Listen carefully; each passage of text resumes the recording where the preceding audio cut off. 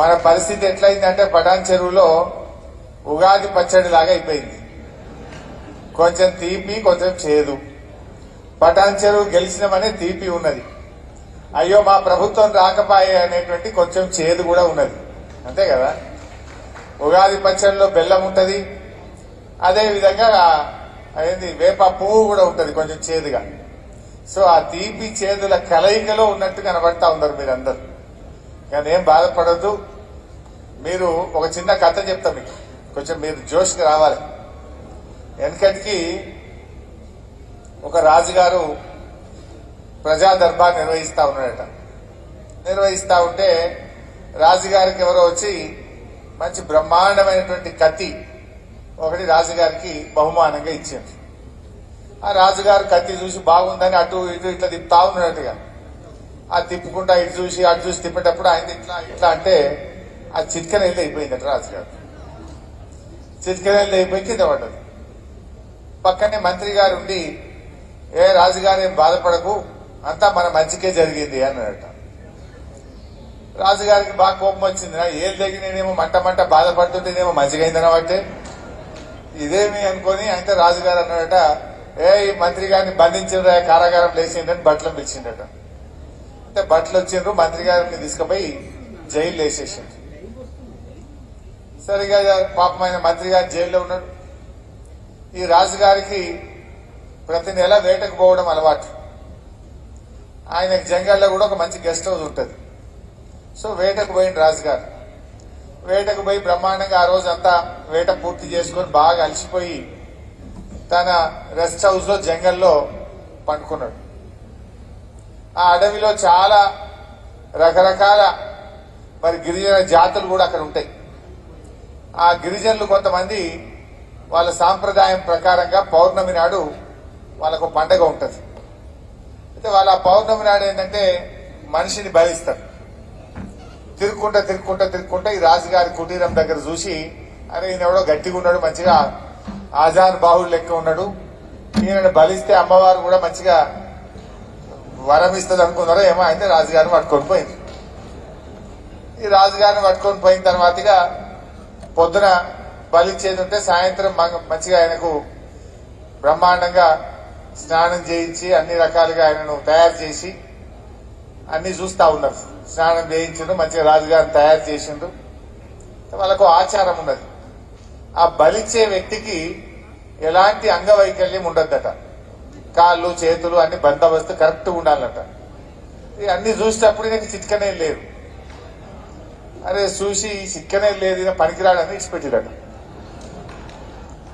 రాజుగారు ఇక మెల్లగా బయలుదేరి రాజ్యానికి పోయింది. పోంగ పోంగ అనుకున్నాడు, అరే ఆ మంత్రి గారు కరెక్టే చెప్పిండు, నేను అనవసరంగా ఆయన జైల్లో పెట్టినా, నిజంగా ఇది నా మంచికే జరిగింది, ఇలా చిట్కనేలు ఉంటే నేను బలైపోతుంది కదా అనుకున్నాడట. అనుకొని రాజ్యానికి పోయిన తర్వాత తెల్లారి దర్బార్ పెట్టి ఆ మంత్రి గారిని పట్టుకురండి అన్నాడు. ఆ మంత్రి గారేమో భయపడ్డాడు. పాపం ఈయన మళ్ళీ ఏం కోపం వచ్చిందో, మళ్ళీ నన్ను విలువబట్టే ఇంకేం చేస్తాడు అని భయపడుకుంటూ పోయినట్టు.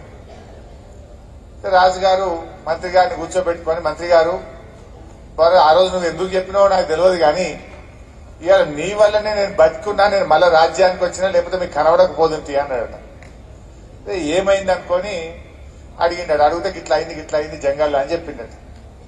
చెప్పి నీకు క్షమాపణ అడుగుతున్నా, నువ్వు ఇవాళ నుంచి నువ్వే మా మంత్రివి, ఏది ఏమైనా మరి నువ్వెందుకు చెప్పినావు అట్లా అని రాజుగారు అడిగిండట.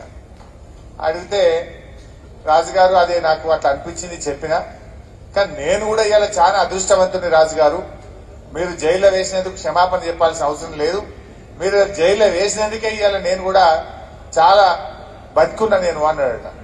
అగో ఇట్లంతమైందా అని అడిగిందట. నువ్వు వేటకపోతే నీ ఎంబడి నన్ను పక్కపోదువా, పక్కపోతే నీ ఏళ్ళు మంచిగా లేదని నన్ను బలితురు కదా వాళ్ళు, నువ్వు నన్ను జైలు వేసుడే ఏమైంది, నేను నీ ఎంబడి రాలే, నాకు కూడా మంచిదే అయింది అన్నాడు రాజుగారు. ఇవాళ మనకు కూడా ఏం జరిగినా అన్ని మన మంచిగా అనుకుందాం. ఇవాళ ప్రజలు కూడా మననేమి రిజెక్ట్ చేయలే. మనం ఎంతలో పోయినాం, 1.8% ఓట్లతో మాత్రమే మనం ఓడిపోయినాం. 39 మంది ఎమ్మెల్యేలు గెలిచాం. కేవలం 4.5 లక్షల ఓట్ల తేడాతో ఇలా మన ప్రభుత్వాన్ని కోల్పోయినాం. ప్రజల్లో కూడా మన మీద నమ్మకం ఉన్నది. చాలా కొద్ది స్వల్ప తేడాతోని ఇలా మనం ప్రభుత్వాన్ని కోల్పోయినాం. సరే, దురదృష్టవశాత్తు మన తెలంగాణలో సామెత ఉంటది, నిజం గడప దాటక ముందే అబద్ధం ఊరంతా చుట్టేస్తుందట. ఇవాళ ఈ కాంగ్రెస్ వాళ్ళు చేసిన గోబల్స్ ప్రచారం, దుష్ప్రచారం ఇలా మొత్తం కూడా రాజ్యం వెళ్ళినటువంటి పరిస్థితి ఉన్నది. మొన్న అడిగిన ఒక ఉదాహరణకు వచ్చింది, ఆ ఉదాహరణ చెప్తా. అసెంబ్లీలో పట్టుకున్న మొన్న మన కేసీఆర్ గారు 125 అడుగుల అంబేద్కర్ విగ్రహం కట్టిండు, బ్రహ్మాండంగా సెక్రటరియట్ కట్టిండు, కాళేశ్వరం ప్రాజెక్టు కట్టిండు, అట్లనే ప్రగతి భవన్ కూడా కట్టిండు. ఏమని మాట్లాడింది కాంగ్రెస్ వాళ్ళు? ఎవరో మాట్లాడిన వాళ్ళు చోటా మోటా గల్లీ నాయకులు కాదు. ఈ రాష్ట్రానికి పిసిసి అధ్యక్షుడిగా ఉన్న ఉత్తమ్ కుమార్ రెడ్డి గారే మాట్లాడినప్పుడు ఏ ప్రగతి భవన్ లో 150 బెడ్రూమ్లు ఉన్నాయట, స్విమ్మింగ్ పూల్ ఉన్నదట, ఇంకేందో ఉన్నదట అని మాట్లాడినారు. అదంతా సోషల్ మీడియాలో ప్రచారం. కొంతమంది నిజమేమో అనుకున్నారు. ఇప్పుడు అందులో ఎవరు ఉంటున్నారా ప్రగతి భవన్ లా? ఉప ముఖ్యమంత్రి బట్టి విక్రమార్క గారు పోయి ఉంటుండ్రు. మొన్న అసెంబ్లీ సమావేశాలు జరిగినాయి. నేను అడిగిన బట్టి గారిని, మొన్న మీరు ప్రతిపక్షంలో ఉన్నప్పుడు 150 రూములు ఉన్నాయంటివి, స్విమ్మింగ్ పూల్ అంటివి, ఇంకేందో అంటివి కదా బట్టి గారు, ఇప్పుడు నువ్వే ఉంటున్నావు అట్లా ఎన్ని రూములు ఉన్నాయి ఇప్పుడు చెప్పవా ప్రజలకు? నేను అసెంబ్లీని అడుగుతున్నా నిన్ను అన్న. లేస్తే ఒట్టిగా తలకాయ కిందకేసుకుంటూ అవుతున్నాడు. ఇక ఏందన్నట్టు జూటా ప్రచారం. అని ఉండేది 5 రూములు. ఎన్ని రకాలుగా జూటా ప్రచారం చేసిందంటే ఇది ఒక చిన్న ఉదాహరణ మీకు చెప్తా ఉన్నా. ఎన్నికల్లో రకరకాల హామీలు ఇచ్చారు. ఏమైంది అని మనం మాట్లాడితే ఏమంటున్నారు? అరే మీరు తొందరపడబడుతుంది, ఇప్పుడే అడుగుతారా అంటారు. మేం తొందరపడతలేం, డేట్లు ఇచ్చిందే మీరు కదా, మనం ఇచ్చినామా డేట్లు? ఫుల్ పేపర్లలో ఫుల్ పేజ్ యాడ్లు ఇచ్చిండ్రు. పొద్దుగాలేసి పేపర్ చూస్తే ఈనాడు, ఆంధ్రజ్యోతి, సాక్షి, ఏ పేపర్ అన్నా చూడు, ఆ పేపర్లలో ఏమి ఇచ్చిండ్రు యాడు? ఇగో మేము జాబ్ క్యాలెండర్ ఇస్తా ఉన్నాం, మా గవర్నమెంట్ రాగానే ఈ తారీఖు నాడు ఉద్యోగాలకు నోటిఫికేషన్ ఇస్తామని అన్నారు. అందులో ఫిబ్రవరి 1వ తేదీ నాడు గ్రూప్ 1 ఉద్యోగాలకు మేము నోటిఫికేషన్ ఇస్తామని చెప్పి ఎలక్షన్ల ముంగట హస్తం గుర్తుకు ఓటేయండి అని ఫుల్ పేజ్ అడ్వర్టైజ్మెంట్లు ఇచ్చిండ్రు. మరి నిన్నగాక మొన్ననే ఫిబ్రవరి 1 పోయింది, వచ్చింది ఆ గ్రూప్ 1 నోటిఫికేషన్? ఏమిచ్చింది? మీరే చెప్పిండ్రు. ఇక మీరెవరు కరెంటు బిల్లులు కట్టద్దు, స్వయంగా ఎవరు చెప్పిండ్రు? రేవంత్ రెడ్డి గారే చెప్పిండ్రు. మీరెవరు కరెంటు బిల్లులు కట్టద్దు, డిసెంబర్ నెల నుంచి మీ కరెంటు బిల్లులు సోనియా గాంధీ కట్టదని చెప్పిండ్రు. మరి డిసెంబర్ పోయి జనవరి వచ్చే, జనవరి పోయి ఫిబ్రవరి వచ్చే. ఎవరికి పంపాలి కరెంటు బిల్లులు? సోనియా గాంధీకి పంపుదామా, రేవంత్ రెడ్డికి పంపుదామా? ఆయన ఒక ఆయన ఉంటాడు, కోమటిరెడ్డి వెంకటరెడ్డి గారు, మంత్రి గారు. ఆయన అయితే ఇక స్పీచ్లు ఎట్లా చెప్పిండంటే డిసెంబర్ కాదు నవంబర్కేలా ఫ్రీ, నవంబర్ బిల్లు కూడా కట్టకుర్రి, నేనే కడతా. ఎవరైనా మిమ్మల్ని కరెంట్ బిల్లులు అడిగితే కోమటిరెడ్డి వెంకటరెడ్డి చెప్పిండని చెప్పుండ్రి, బిల్లులు కట్టకుండ్రి అని మాట్లాడిండు ఆయన. మరి ఇప్పుడు ఆడవైంది వీళ్ళు? ఈ రకంగా ప్రజల్ని మోసం చేసే ప్రయత్నం చేసింది. రైతు బంధు ఆ రోజు నేను స్టేట్మెంట్ ఇచ్చిన, ఇక రేపటి నుంచి రైతు బంధు పడతాయి, ఎన్నికల కమిషన్ అనుమతి వచ్చిందంటే పోయిండ్రు ఎలక్షన్ కమిషన్ కు కంప్లైంట్ ఇచ్చి రైతు బంధు ఇవ్వకుండా ఆపింది. రేవంత్ రెడ్డి గారు మాట్లాడిండు, ఇప్పుడైతే 10,000 వస్తాయి, మేం గెలవంగానే 15,000 రూపాయల రైతు బంధు ఇస్తా అన్నాడు. వచ్చినాయే 15,000? వచ్చినాయా? బొల్లారం వాళ్ళు ఉంటారు కదా, వచ్చినాయే గుమ్మడి ధర 15,000 రాలే, 10,000 రాలే. 10,000 నుండి వచ్చినాయా? పోని మాట ఇచ్చిండ్రు, ఇవాళ మాట తప్పిండ్రు. వడ్లు అమ్ముకోకుండ్రి, మేము రాగానే బోనస్ ఇస్తాం, 500 రూపాయలు ఇచ్చి మీ వడ్లు కొట్టాం, ఆగబట్టుకోండ్రి అన్నారు. వచ్చిండ్రు కానీ వడ్లు మాత్రం బోనస్ ఇచ్చింది లేదు.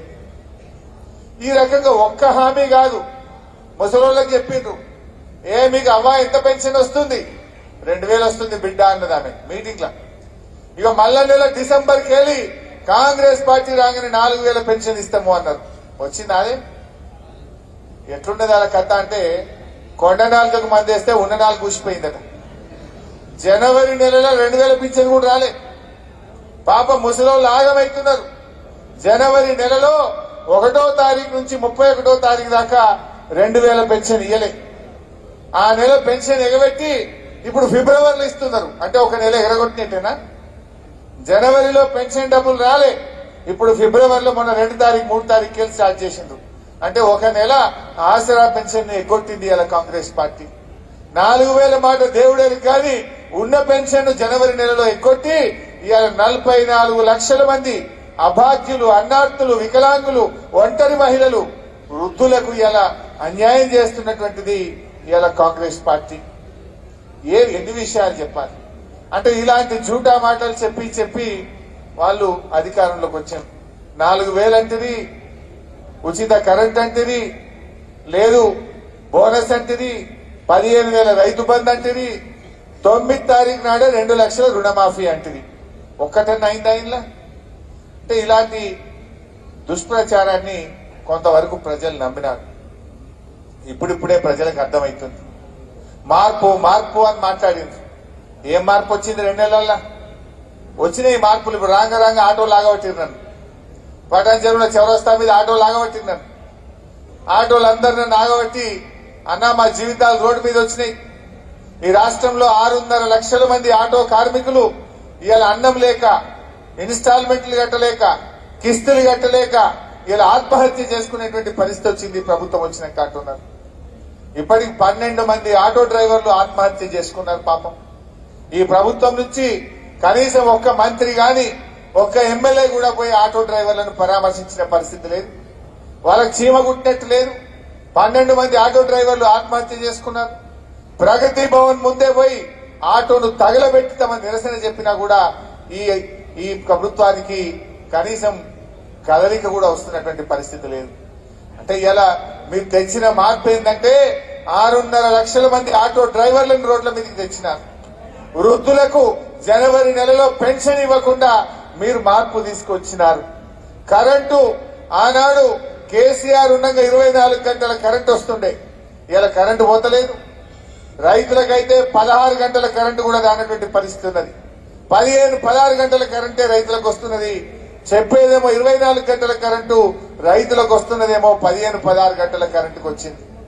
మళ్ళా ఇప్పుడు ఇళ్లలో అందరూ ఇన్వర్టర్లు తెచ్చుకుంటున్నారు. ఇక మళ్ళా జనరేటర్లు మరమ్మతు చేసుకుంటున్నారు. కేసీఆర్ ఉండగా ఇన్వర్టర్లు, కన్వర్టర్లు, జనరేటర్లు బంద్ అయినాయి. కాంగ్రెస్ వచ్చింది, మళ్ళా ఇన్వర్టర్లు స్టార్ట్ అవుతున్నాయి, మళ్ళా జనరేటర్లు స్టార్ట్ అవుతున్నటువంటి పరిస్థితి ఉన్నది. ఈ రకంగా మార్పు మీరు తెచ్చిందంటే కరెంటు కోతల్లో మార్పు, పెన్షన్ ఎగవేతలో మార్పు, ఆటో కార్మికుల్ని ఆగం చేయడంలో మార్పు, రైతు బంధు డబ్బులు ఇలా ఫిబ్రవరి నెల వచ్చిన రైతు బంధు పైసలు ఇవ్వకుండా రైతుల ఉసురు పోసుకోవడంలో మార్పు. మన కేసీఆర్ ఉండగా ఎప్పుడైనా ఫిబ్రవరి దాకా రైతు బంధు ఆగిందా? ఇవాళకి 2.5 ఎకరాలు దాటలే, ఇంకా రైతు బంధు డబ్బులు పడినటువంటి పరిస్థితి ఉన్నది. నాడు కేసీఆర్ గారు ఉండగా ఎప్పుడంటే అప్పుడు కరోనా లాంటి కష్టకాలంలో కూడా రైతు బంధు ఇచ్చిండు, రైతుల్ని కాపాడుకునే ప్రయత్నం చేసిండు మన కేసీఆర్ గారు. 10 ఏళ్లలో కేంద్ర ప్రభుత్వం ఎంత ఒత్తిడి తెచ్చినా నాగార్జున సాగర్, శ్రీశైలం ప్రాజెక్టులను, కృష్ణా మీద ఉన్న ప్రాజెక్టులను మనం ఢిల్లీకి అప్పచెప్పకుండా కాపాడినాం. కానీ 2 నెలల్లోనే వీళ్ళు ఆ ప్రాజెక్టులను ఢిల్లీకి అప్పచెప్పిండ్రు. ఇవాళ మనకు మంచినీళ్లు కావాలన్నా, కరెంటు కావాలన్నా, కాలువ నీళ్లు కావాలన్నా ఢిల్లీని అడుక్కునే పరిస్థితి తెచ్చిపెట్టింది. అంటే అవగాహన రహిత్యం. ఎట్లయిపోయింది వీళ్ళ పాలన అంటే ఆనాడు ప్రచారంలో అబద్దాలు, నేడు పాలనలో అసహనం. ఇవాళ అబద్దాలు. ఇవాళ ఎవరన్నా ప్రచారం చేసేటప్పుడు ఓట్లప్పుడు అబద్దాలు ఆడిందంటే సరే ఏదో గెలవడం కోసం చెప్పింది అనుకోవచ్చు. కానీ వీళ్ళు ప్రభుత్వంలోకి వచ్చిన తర్వాత కూడా ఇవాళ అబద్దాలే మాట్లాడుతున్నారు. కనీసం ఇప్పుడైనా నిజాయితీగా పరిపాలించండి, ప్రజల కోసం పనిచేయండి, ప్రజలకు ఇచ్చిన 420 హామీలు అమలు చేసే బాధ్యత తీసుకోవాలని చెప్పి నేను వారిని కోరుతా ఉన్నా. మరి మన కార్యకర్తలు, నాయకులు దయచేసి నేను మీ అందరినీ కోరేది ఒక్కటే, ఇవాళ తెలంగాణకు బీఆర్ఎస్ పార్టీ శ్రీరామ రక్ష. గల్లీలు ఎవడన్నా ఉండని, ఢిల్లీలో ఎవడన్నా ఉండని, కానీ తెలంగాణ ప్రజలను కష్టాల్లో ఆదుకునే విషయంలో, తెలంగాణ గొంతు విప్పే విషయంలో, తెలంగాణ గళాన్ని వినిపించడంలో బీఆర్ఎస్ పార్టీ మాత్రమే ముందు ఉంటది అనేటువంటి విషయాన్ని మనం ప్రజలకు చెప్పాలి. మనం ఎక్కడ అధైర్యపడద్దు. ఇవాళ ఈ రాష్ట్ర ప్రభుత్వం రేవంత్ రెడ్డి గారు చిన్నగా స్టార్ట్ చేసిండు.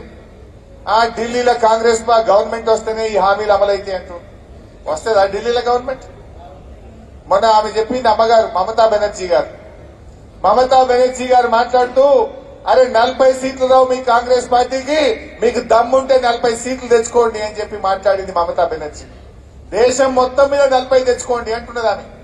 40 సీట్లు రాని కాంగ్రెస్ పార్టీ కేంద్రంలో అధికారంలోకి వస్తుందా? ఇవాళ ఒక్కొక్క వికెట్ పోతుంది ఇండియా కూటమి నుంచి. మమతా బెనర్జీ పోయింది, నితీష్ కుమార్ గారు పోయినరు, ఇవాళ ఢిల్లీ ముఖ్యమంత్రి కేజ్రీవాల్ గారు ఈ కూటమి నుంచి వెళ్ళిపోయినరు.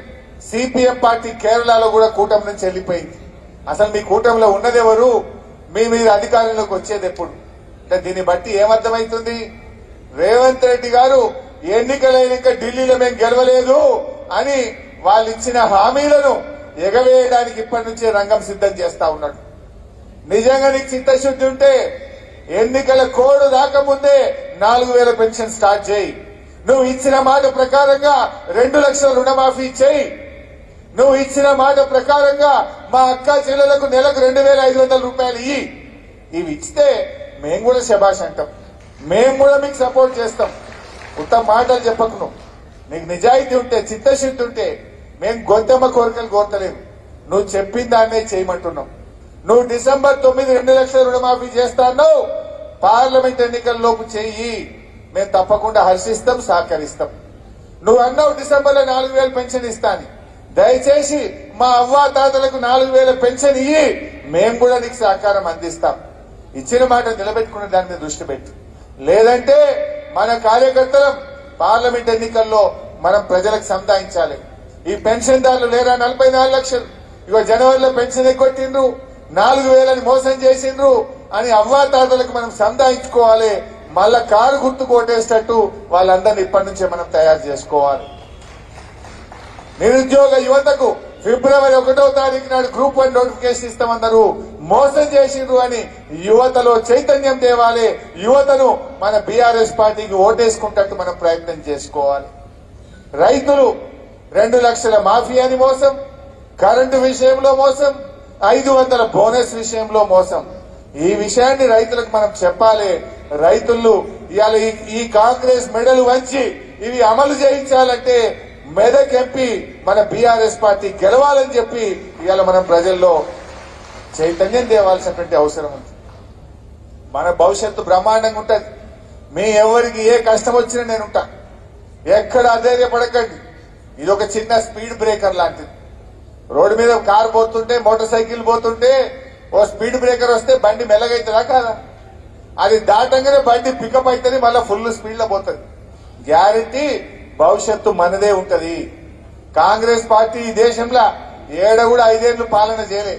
మొన్న రాజస్థాన్ లో గెలిచిండ్రు, 5 ఏళ్లకే ఇంటికి పోయిండ్రు. ఛత్తీస్గఢ్ లో గెలిచిండ్రు, 5 ఏళ్లకే ఇంటికి పోయిండ్రు. రేపు కూడా తప్పకుండా మనమే గెలుస్తాం. ఇక్కడ ప్రజల్లో ఆలోచన ఉన్నది. మనం ఎంత మంచిగా చేసినాం పటాన్ చెరువులా.